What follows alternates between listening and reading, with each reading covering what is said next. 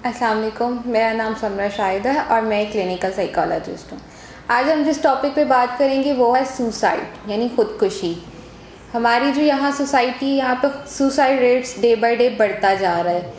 इस पे हम डिटेल से बात करेंगे कि सुसाइड बेसिकली है क्या, इसकी क्या क्या टाइप्स हो सकती हैं, क्या ट्रिगर्स हो सकते हैं, क्या वजूहात हो सकती हैं और आखिर में हम बात करेंगे किस तरह से इसको रोका जा सकता है। सुसाइड एक इंटेंशन डेथ होती है जिसमें इंसान का ज़ाती तौर पे अपना इरादा होता है और वो उसको अफ़ाल तौर पे एडमिट करता है। इसके अलावा ये सेल्फ इन्फ्लिक्टेड डेथ होती है जो कि जिसमें कॉन्शियस एफर्ट होती है, यानी इंसान प्रॉपर तौर पे बालाशऊर होकर अपनी अटेंशन उसकी तरफ करता है और अपनी ज़िंदगी ख़त्म करने की कोशिश करता है। अब कोई इंसान किसी दरख्त पे जाके अपनी गाड़ी मार दी, उसके पीछे रीज़न ये थी कि वो नींद में था या सोया हुआ था और इससे वो कंट्रोल में नहीं हुई, तो ये खुदकुशी नहीं होगी, ये सुसाइड अटैम्प्ट इसको नहीं कहा जा सकता।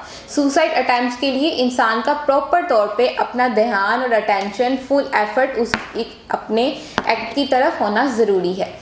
अब जहाँ पे डिफरेंट किस्म के लोग आते हैं जो कि सुसाइड को अटेम्प्ट करने की कोशिश करते हैं, कुछ थोड़ा सा हम उसकी एग्जाम के बारे में पढ़ते हैं।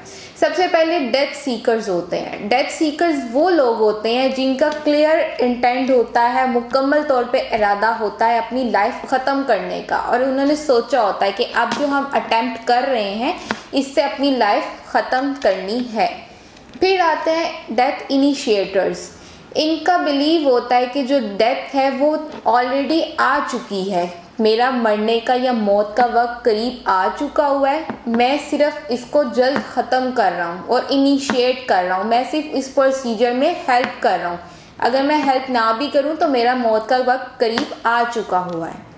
इसके बाद आते हैं डेथ इग्नोरर्स। ये डेथ इग्नोरर्स ये वो लोग होते हैं जो कि डेथ इनिशिएट पे बिलीव नहीं करते, यानी ये इस बात को नहीं मानते कि ज़िंदगी का मौत का वक्त जो है वो करीब आने वाला हुआ है। वो इस वजह से अपनी ज़िंदगी ख़त्म करने की कोशिश कर रहे होते हैं कि हम एक ज़िंदगी ख़त्म करें और दूसरी अच्छी लाइफ में आ जाएं।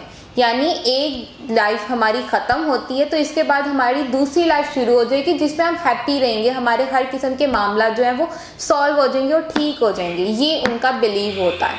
इस तरह के लोगों को डेथ इग्नोरर्स कहा जाता है।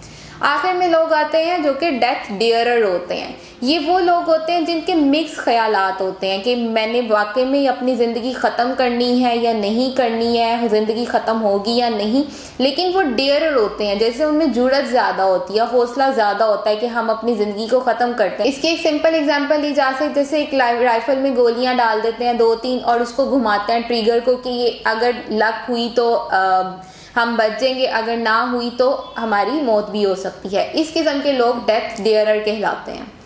अब इसकी सुसाइड की रेट को देखा जाए तो ओवरऑल जो यूएस में और बाहर के ममालिक में इसकी रेशो है वो 1 लाख पर ईयर है कि एक साल में इतने लोग जो हैं वो सुसाइड की मौत लेते हैं। पाकिस्तान में अगर इसकी रेशो को देखा जाए तो वो इस वक्त टोटल रेशो में से 8.9% चल रही है जो कि 2021 तक थी, यानी कि एक टोटल पॉपुलेशन का 8.9% जो पॉपुलेशन है वो इस वक्त सुसाइड की वजह से मर रही है और अपनी ज़िंदगियां ख़त्म कर रही है। अब हम बात करते हैं कि ट्रिगर्स क्या क्या आते हैं, क्या क्या वजूहात आती हैं कि लोग इस अमल पे आना शुरू होते हैं। सबसे पहले लाइफ में कोई इस तरह के स्ट्रेसफुल इवेंट्स हो सकते हैं, कोई इस तरह की बात जिसका उन्होंने बहुत सदमा ले लिया, कोई हादसा हो गया, उसकी वजह से वो अपनी लाइफ जो है ख़त्म करने की कोशिश करते हैं। अब ये स्ट्रेसफुल इवेंट्स भी डिफरेंट किस्म के होते हैं। पहले किसी भी लव वंस की डेथ हो सकती है, कोई आपका करीबी रिश्तेदार, मियाँ बीवी, कोई भी इस तरह का जिसके जो आपके करीबी रिश्तेदार था, आपकी उसके साथ अटैचमेंट थी, उसकी डेथ हो सकती है। या मियाँ बीवी में जिस तरह डाइवोर्स आ जाती है, कोई सेपरेशन आ जाती है। इसके अलावा लोगों में रिजेक्शन आ जाती है। अगर किसी भी वजह से वो रिजेक्टेड किए जाते हैं और वो उस रिजेक्शन को बर्दाश्त नहीं कर पाते और उसका सदमा इतना लेते हैं कि वो सुसाइड अटैम्प्ट करने की तरफ आ जाते हैं।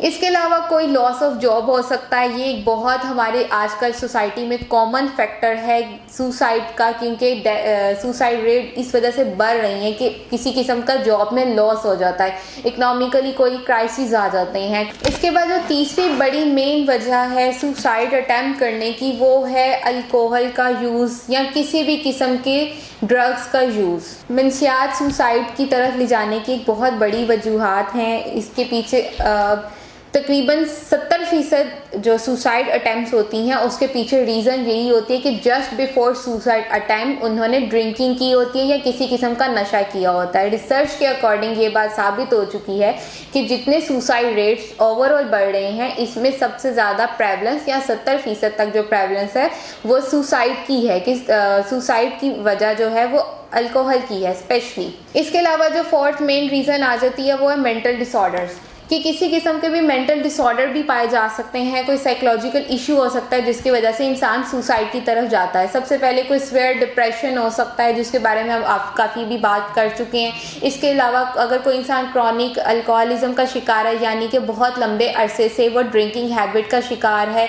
शराब नोशी या किसी भी किस्म की नशावर अशिया इस्तेमाल करता है, बहुत अरसे से कर रहा है और उससे छुटकारा नहीं पा सक रहा है, तो उस वजह से वो सुसाइड की तरफ आना शुरू हो जाता है।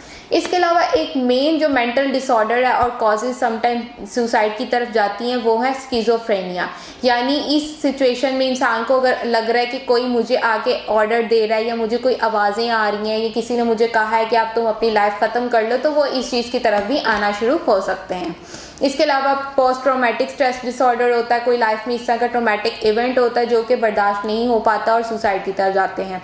पैनिक अटैक्स जब कंट्रोल में नहीं रहते हैं, या एक और बहुत मेन जो मेंटल डिसऑर्डर जो आजकल पीक पे चल रहा है वो है बॉर्डरलाइन पर्सनालिटी डिसऑर्डर। इस पर्सनालिटी डिसऑर्डर का कुछ क्राइटेरिया भी इस तरह का है कि वो खुद को नुकसान पहुंचाते हैं, उनमें कुछ इस तरह की तरीके और नेचर पाई जाती है कि वो खुद को नुकसान पहुंचाने की कोशिश करते हैं। सो बॉर्डरलाइन पर्सनालिटी डिसऑर्डर में बहुत हद तक ये प्रेवलेंस होती है कि वो सुसाइड की तरफ जा सकते हैं। इसके अलावा जो एक मेन ट्रिगर या कॉज आती है सुसाइड की अटेम्प्ट करने की तरफ वो है मॉडलिंग, यानी कि इंसान बिहेवियर सीखता है, किसी दूसरे ने उसके सामने जैसा किया वो उसको अडॉप्ट करता है, खुद से वो कर लेता है।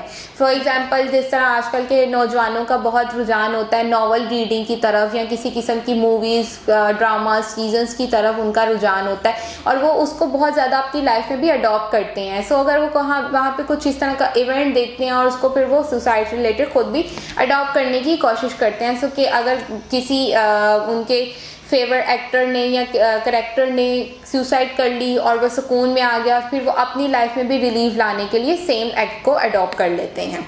जैसे कोई सेलिब्रिटीज़ को देख के, कोई बहुत आपकी कोई पीक पे सेलिब्रिटी है जो आपको बहुत पसंद है, हर चीज़ में आप उसको फॉलो करते हैं, अपना रोल मॉडल बनाया हुआ है और वो सुसाइड की तरफ चला गया, तो सडनली इंसान भी अपना बिहेवियर उस तरफ लेके जाना शुरू कर देता है। अब हम बात करते हैं कि सुसाइड का रेट किस एज जेंडर में कितना हो सकता है। सो इसके बारे में कुछ कंफर्मेशन या रिसर्चेस पे बात नहीं है, क्योंकि हर एज में सुसाइड रेट वैसे ही है जैसे बाकी एजेस में है। बच्चे भी कर सकते हैं, बच्चों में डिफरेंट टाइप के स्ट्रेसेस होते हैं, जैसे स्टडी का स्ट्रेस आ गया और वो उसको बर्दाश्त नहीं कर पा रहे हैं, वो बर्डन को या फेलियर को बर्दाश्त नहीं कर पा रहे और उनका सुसाइड की तरफ अटेंशन जाना शुरू हो जाती है।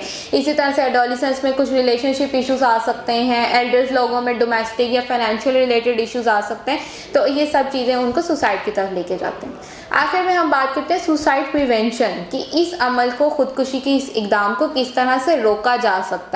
इससे related crisis intervention treatment plan होता है जिसमें बैठ के साइकोलॉजिस्ट और जो पर्सन होता है वो बैठ के डिस्कशन करते हैं कि कौन सी इस तरह के साइकोलॉजिकल इश्यूज हैं जिनको लेके इंसान अपनी लाइफ ख़त्म करना चाह रहा है, और फिर उन क्राइसिस को ख़त्म करने की कोशिश की जाती है।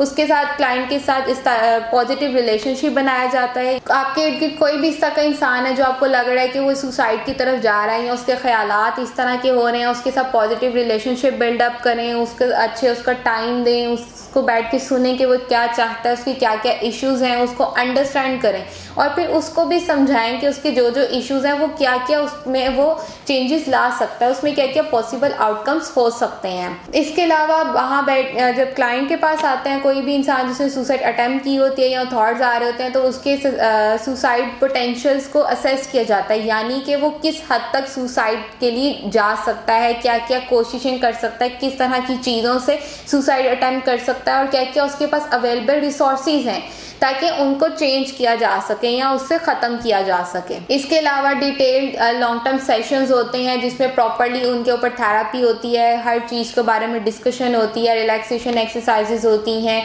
सीबीटी होती है, डिफरेंट ट्रीटमेंट प्लान्स होते हैं जो कि लॉन्ग टर्म थेरेपी के लिए चलते हैं। अभी तक मैं उम्मीद करती हूँ कि आपको सुसाइड से रिलेटेड बहुत सी जानकारी मिली होगी, बहुत सी मालूमात मिली होंगी। इसके अलावा भी अगर कोई भी आपके जहन में क्वेश्चन है तो आप कमेंट सेक्शन में पूछ सकते हैं। Thank you.